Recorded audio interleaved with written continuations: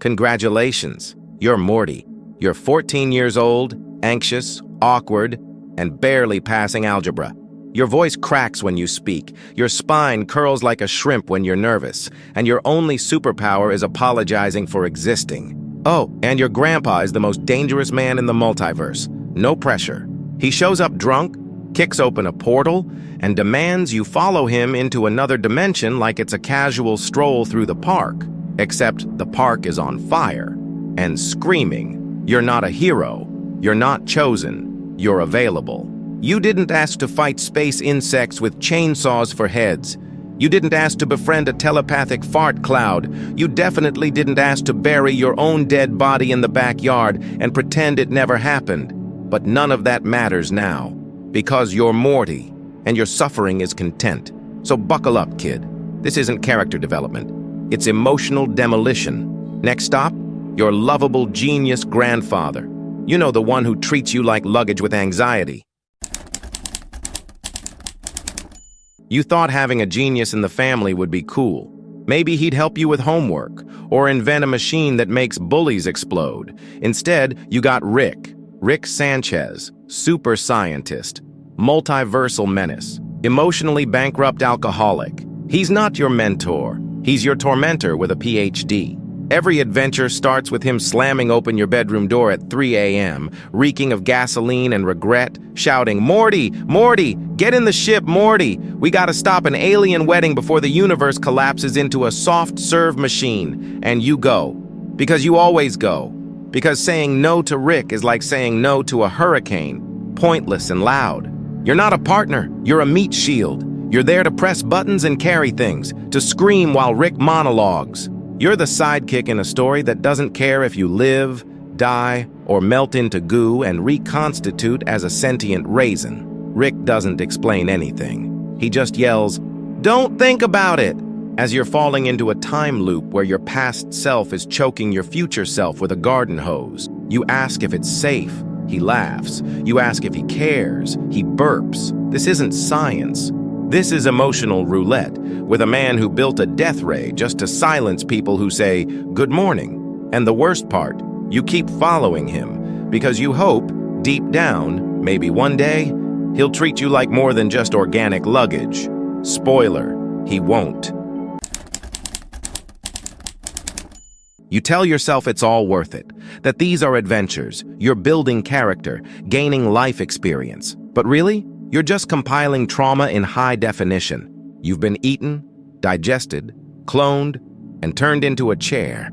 You've watched civilizations rise and fall inside a car battery. You've been married to a hive mind, possessed by a space slug, and once, you were briefly the god of a planet that worshipped hamsters. No one warned you that fun now means screaming while a parasite lays eggs in your brain, that you then apologize for hatching. Your therapist would need their own therapist. And yet, every time Rick says, "adventure," your idiot brain lights up like a Christmas tree dipped in gasoline, because you want to believe this next one will be different. This one won't end with someone you love turning into vapor. Wrong again. Every mission is a buffet of horror. You've killed innocent creatures with big wet eyes who said, "Please." You've exploded alternate versions of your school, your parents, and yes, yourself. And still, Rick calls you soft, says you're too emotional, that you care too much. You cared about a talking planet once. She left you for herself. You cared about a gas cloud. It floated away singing jazz. You cared about Rick. He turned you into a sidekick-shaped warning label. There's no glory here, no lesson. Just a trail of psychological debris scattered across a dozen timelines you don't even remember visiting. And somehow, the worst part is, you remember enough. One day, you die. It's not dramatic. You trip on a rock, fall into a wormhole, and splatter somewhere between dimensions 35C and hell. But no worries. Rick grabs another Morty from another timeline, drops him into your bed, and life goes on. For everyone but you. Because you're not you anymore. You're a backup file, a replacement part, a copy of a kid who already wasn't doing great. You buried your own corpse once, in your own backyard, next to the swing set where you used to play. Then you walked into a new life, a new dinner table, A new family who never even noticed the difference. You want to scream, but what would you say? Hey, I'm from a dead universe and I'm here to pretend this is fine? You're not unique. You're not special. You're not even consistent. There are infinite versions of you out there. Some evil, some robotic. One's a dolphin, probably. And every single one of them is just as disposable as you. It messes with your head. You start to wonder, if you can be swapped out so easily, did you ever really exist in the first place? And then Rick tosses you a laser gun and says, Morty, quit crying. This one's got lava sharks. So you go, because you're the Morty of this timeline, until you're not. You just helped destroy an intergalactic crime syndicate. You escaped from a time loop using only chewing gum and guilt. You made peace between two warring alien species by crying hard enough to confuse them. But none of that matters, because now you're back in homeroom and your math teacher thinks you're stupid. No one knows what you've seen. No one wants to know. To them, you're still just the awkward kid who smells like burnt plastic and occasionally mutters, "dimension collapse" during lunch. Jessica doesn't even make eye contact anymore. Brad calls you mucus boy. And someone started a rumor that you sleep in a helmet, which isn't a rumor, by the way. You do. It's for psychic protection and shame. You try to explain why you missed class. Sorry, there was a planetary genocide and I was stuck in a fourth-dimensional traffic jam. Detention. You try to be normal, to laugh at the memes, fit in with the herd. But it's hard to relate when you've watched yourself die 12 times in one afternoon. So you sit quietly, eyes glazed, back aching from the weight of knowledge no one asked you to carry. You saved the multiverse, and now you're failing Spanish. But hey, it's Taco Tuesday. So, silver linings?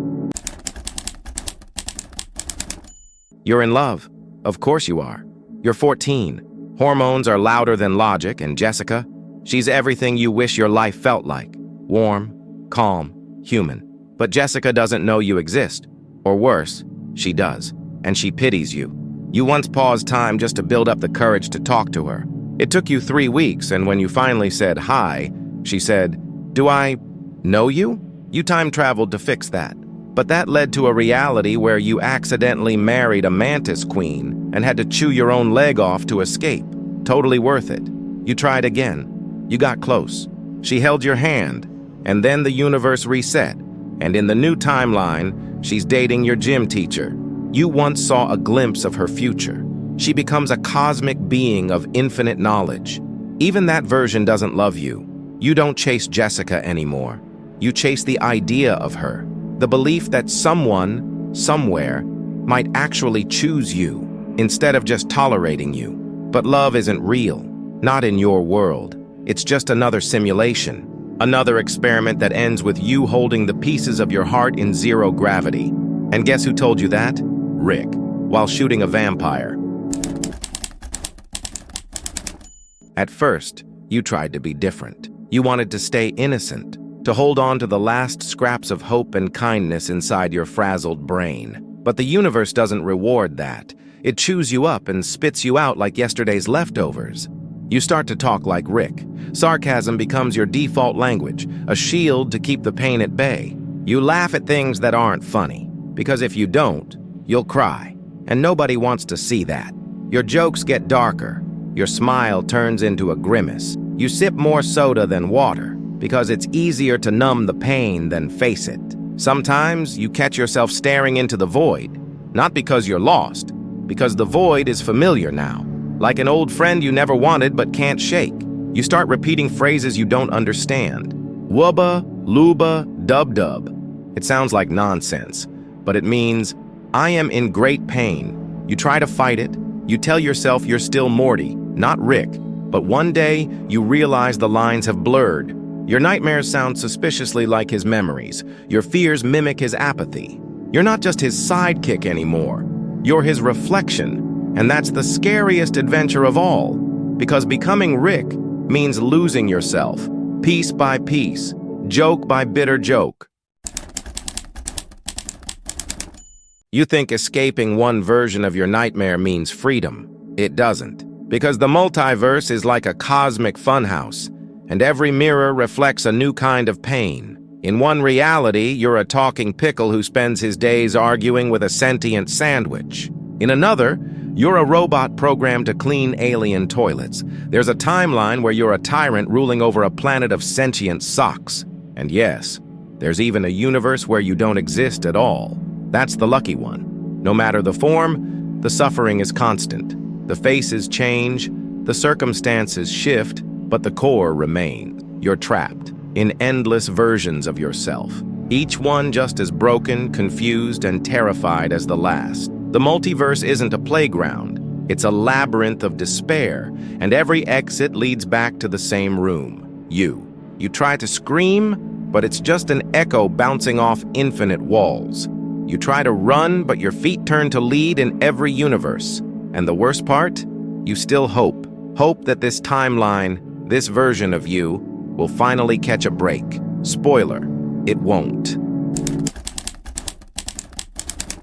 You think this is it, the moment where things get better, where Morty grows, learns, and breaks free from the nightmare. But no, the writers don't care about your feelings. There's no closure here, just another episode, another plot twist designed to mess you up emotionally.